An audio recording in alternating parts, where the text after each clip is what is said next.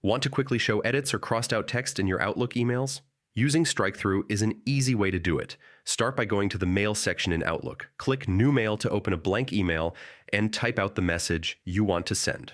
Next, highlight the words or sentences you want to apply Strikethrough to. Make sure you select exactly the text you want so the formatting is applied correctly. Now, look at the toolbar at the top of your email window. You'll see options like bold, italics, underline, and more. Among them is the strike-through icon, usually represented by ABC with a line through it. Click this icon, and your selected text will instantly have a strike-through applied.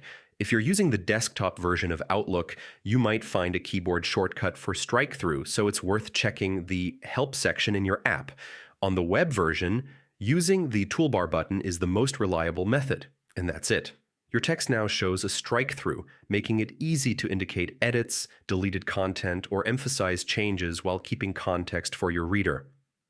Experiment with other formatting options too, like bold or italics, to make your emails clearer and more professional.